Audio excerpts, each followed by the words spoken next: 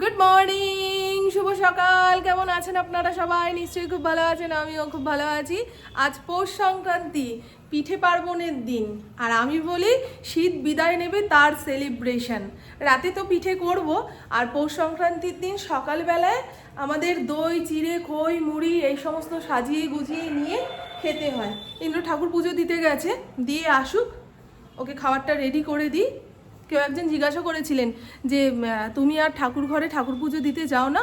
আমি মাঝে মধ্যে যাই, যখন মনটা খুব অস্থির লাগে তখন ঠাকুরের সামনে গিয়ে একটু প্রার্থনা করি, মন ঠিক হয়।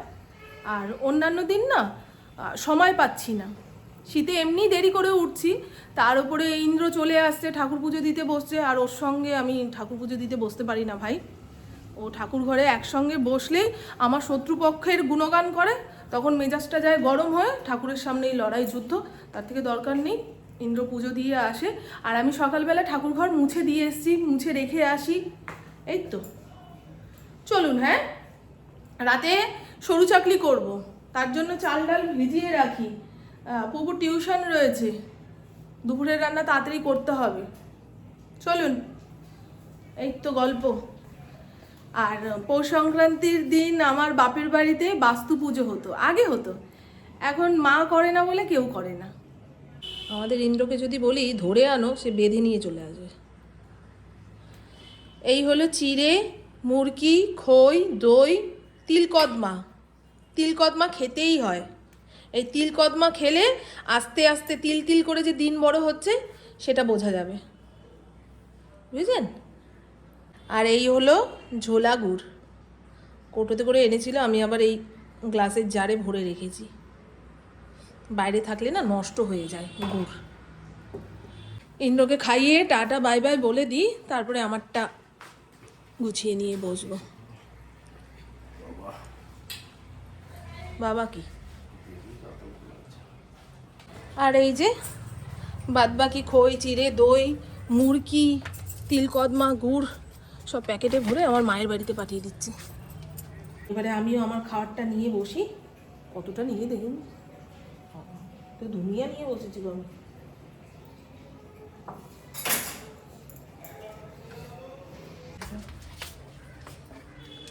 ওই দেখ, একটা গুড়ি 50 জন লোক। যাও যাও নিয়ে নিয়ে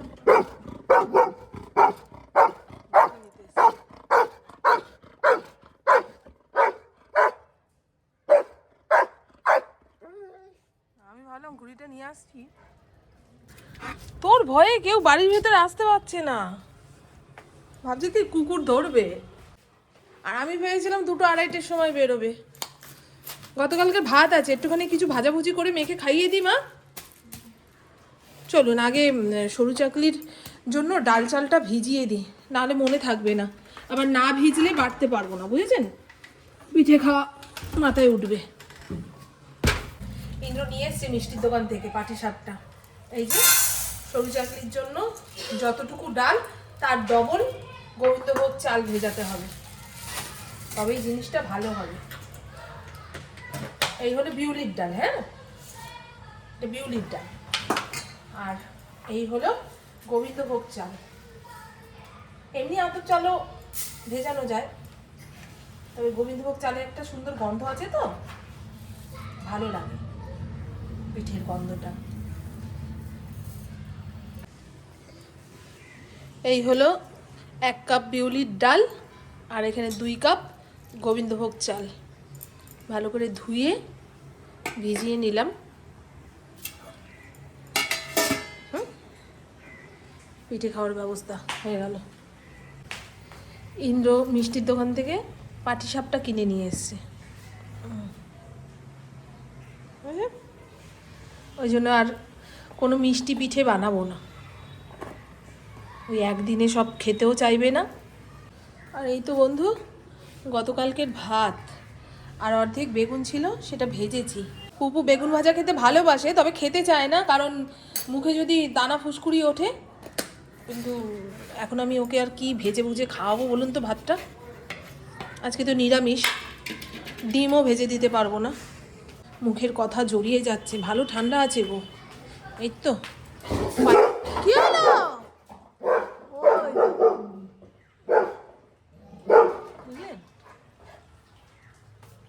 ওদের ছাদে একটা ছেলেকে ঘুড়ি নিতে দেখেছে, সেই দেখে চিৎকার দিল, দেখে।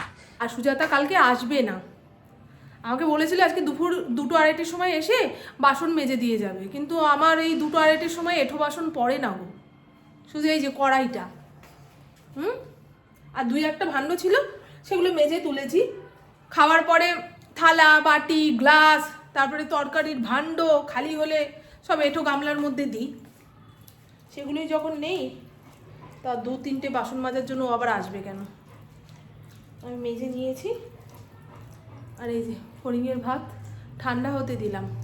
পৌষ সংক্রান্তি উপলক্ষে আমাদের পাড়ায় জোরে জোরে গান চলছে, আর ঘুড়ি এদিক ওদিক সেদিকে পড়ছে, পাঁচিল বেয়ে বাচ্চাগুলো উঠছে নামছে, তা দেখে ফড়িং যা ভয়। এখন রান্নাঘরে আমার পায়ের সামনে বসেছিল, ও পায়ের সামনে বসে থাকলে আমার কাজ করতে খুব অসুবিধা হয়, খেয়াল করি না, হাঁটতে চলতে গেলেই হোঁচট খাই, পড়ে মরি, এরকম অবস্থা হয়।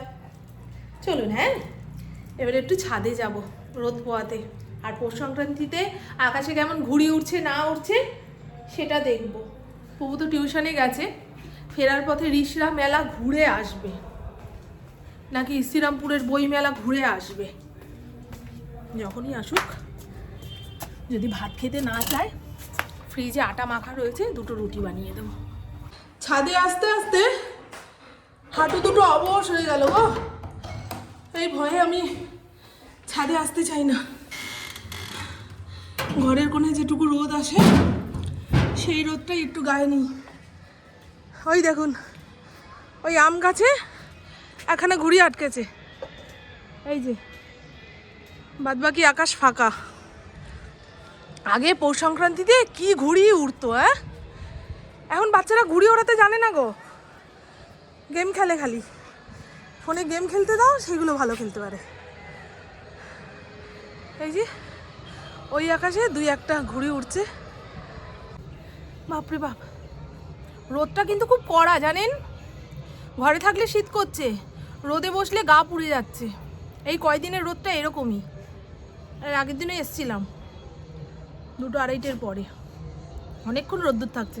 শুনতে পাচ্ছেন, এই পাশে একরকম গান চলছে, ওই পাশে একরকম গান চলছে, ওই পাশে একরকম গান চলছে। ফিস্ট করবে সব, ফিস্ট। বাবারে বাবা, আমি আবার কতগুলো পরে এসেছি, সোয়েটার, চাদর। এই ধুলোর মধ্যে শুস না রে তুই।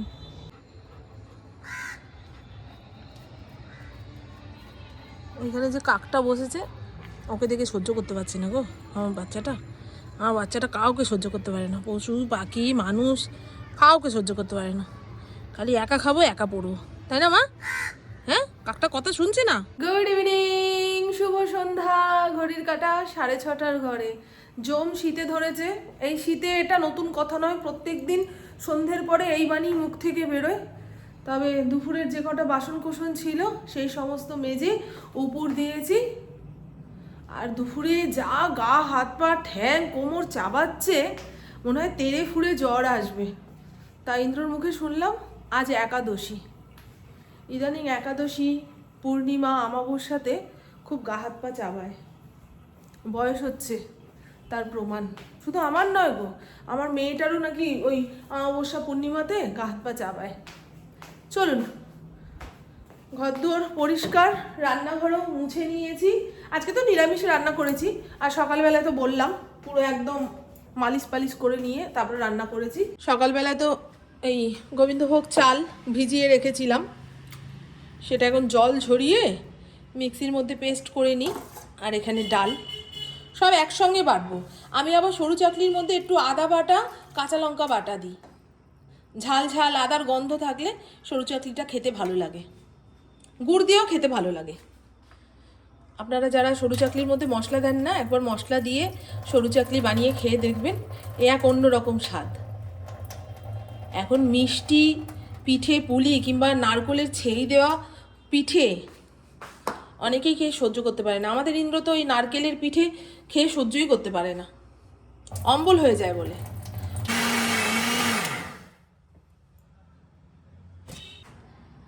বিউলির ডাল বাটা একদম মিহি করে বেটে নিয়েছি।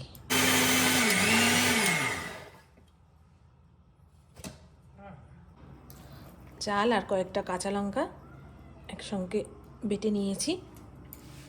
আর এই তো বন্ধু, সরু চাকলি বানানোর জন্য ফ্রাই প্যানে যে অয়েল ব্রাশ করব তার জন্য বেগুনের একটা বোটা কেটে নিলাম। আর চাল ডালের ব্যাটারটাকে মিশিয়ে দেখুন ঘনত্বটা কেমন হয়েছে। হাতা দিয়ে নাড়ার পরে হাতার উপরে একটা আস্তরণ পড়বে, দাগ কাটলে দাগ পড়ে যাবে। এই রকম ঘনত্বের ব্যাটারটা করলে তাহলে সরু চাকলি আর মাঝখান দিয়ে ফাটবে না, ঠিকঠাক উঠে যাবে। এখানে কিছুটা সাদা তেল নিয়েছি, আপনারা চাইলে সর্ষের তেলও নিতে পারেন। এই যে অয়েল ব্রাশ করার জন্য বেগুনের বোটা আর বেগুনের গা থেকে এক চিলতে কেটে নিয়েছি সরু করে, যেটা দিয়ে ওই ব্যাটারটা ফ্রাই প্যানের মধ্যে ভালোভাবে ছড়িয়ে দেব। এইবারে ফ্রাই প্যান গরম হয়ে গেছে। আমি ননস্টিকের ফ্রাই প্যান ছাড়া এই সরু চাকলি ভালোভাবে তুলতে পারি না, আর কখনো চেষ্টাও করিনি, বুঝেছেন তো। হাতের সামনে সহজ সিধা পথ থাকতে কে আর কঠিন পথে মানে কড়াইয়ের মধ্যে পাটিসাপটা সরু চাকলি বানাতে যায়। তা সরু চাকলির ব্যাটার ফ্রাই প্যানের মধ্যে দিয়ে বেগুনের খোসা দিয়ে একটু ছড়িয়ে দিলাম। 2-3 মিনিট ঢাকা চাপা দিয়ে এটা হতে দিতে হবে। ঢাকনা খোলার সঙ্গে সঙ্গেই দেখব যে ওই সরু চাকলির সাইড দিয়ে খুলে এসছে। তখন এইরকম তুলে ভাঁজ করে একটা একটা ভেজে রাখবো। এই যে এইরকমভাবেই সবকটা সরু চাকলি ভেজে নেব। আর আমাকে যদি কেউ জিজ্ঞাসা করে সবচেয়ে সহজ পদ্ধতি কিংবা স্বাদের পিঠে কোনটা, আমি বলবো সরু চাকলি। আর সবচেয়ে মজার বিষয় কি বলুন তো, আমার বাপের বাড়ি শ্বশুর বাড়ি দুই বাড়ি বাঙাল। ওরা বলে মিঠা ছাড়া পিঠা আবার কিসের। এই সরু চাকলিকে ওরা পিঠে বলে ধরেই না। আর কোনোদিন আমার বাপের বাড়ি শ্বশুর বাড়িতে এই পিঠে হয়ও নি। আমি এই বাড়িতে এসে পুপু ইন্দ্রকে বানিয়ে খাওয়াচ্ছি, ওরা খুব পছন্দ করে। আর যদি কেউ জিজ্ঞাসা করে সবচেয়ে কঠিন পিঠে কোনটা, আমি বলবো পাটিসাপটা। শুধু চালের গুঁড়ি দিয়ে কড়াইয়ের মধ্যে পাটিসাপটা বানিয়ে তোলা কিন্তু খুব পাকা রাঁধুনির একটা কাজ। আমার মায়ের হাতের ওই পাটিসাপটা খুব ভালো হয়। কিছু খাবি না তুই? বহুত খেয়েছি। সরু চাকলি বানাচ্ছ? হ্যাঁ। খাবো একটা। কালকে কলেজ যাবো। আবার কালকে কলেজ যাবি? সরু চাকলি নিয়ে চলে যাবি? চা দেবে, তাই নিয়ে যাবো। বহুত চাপ। তারপর দিন আমার বই কিনতে যাবো। সরু চাকলি থাকবে নাকি? কাটা দেবে সরু চাকলি কালকে? কটা খেতে পারবি তুই? 4টে খেয়ে নিবো। দেবো। মেজাজটা খিটখিটে লাগছে কেন বলতো? উঠেই দেখি ক্যামেরার ব্যাটারি লাল। পৌষ পার্বণে সরু চাকলি রেডি হয়ে গেছে, এটা খাওয়া হবে নতুন গুড় দিয়ে। পুপু যদি রাতে খেত, পুপু ওই বাইরে থেকে খেয়ে এসছে টুকটাক ঝুকটাক, সে আর এগুলো খাবে না। পুপু যদি খেত তাহলে একটা আলাদা রকম চাটনি কিংবা ঝাল ঝাল আলুর তরকারি বানাতাম। এই সরু চাকলি না ঝাল ঝাল একটুখানি বেশি করে টমেটো দিয়ে যে আলুর চচ্চড়িটা বানানো হয় সে দিয়েও খেতে ভালো লাগে, বুঝেছেন। এখানে রাখছি কেন, এখানেই থাক। আর এই খবরের কাগজটা পেতে নিয়েছিলাম বলে ব্যাটারগুলো পড়েছে, ফট করে তুলে ফেলে দিতে পারবো, নাহলে শুকিয়ে গেলে মুছতে কষ্ট হয়। ওদিকে ভাতও হয়ে গেছে। আর ইন্দ্র যদি বলে সরু চাকলি তরকারি দিয়ে খাবে, তো এই যে তরকারি। বাবা আজকে ফুলকপি আলু কড়াইশুটির তরকারিটা যে কী ভালো হয়েছিল রে, কালারটা খালি দেখ। তো আমার বকবক আজকের মতন এইটুকুই। আপনারা সবাই খুব খুব খুব ভালো থাকবেন, নিজের শরীরে খেয়াল রাখবেন, সুস্থ থাকবেন, আর অল টাইম স্মাইল করতে হবে। টাটা, খুব ভালো থাকবেন। আমার মাকে একটু আগে ফোন করেছিলাম, তো মা পাটিসাপটা বানাচ্ছে, কালকে সকালবেলা দিতে আসবে, সেই খবরটা নিয়ে নিলাম। নাহলে ভেবেছিলাম একটুখানি পাটিসাপটা বানাবো, আর না হলে দুধ পুলি বানাবো। এখন হাতে অনেকটা সময় রয়েছে। কটা বাজে বলুন তো? সবে 8টা বাজে। মা যদি দিয়ে যায় আর ঘরে বানিয়ে লাভ কি? এই না, খাবে না, কালকে কলেজ যাবে, তাই সরু চাকলি টিফিনে নিয়ে যাবে বলেছে।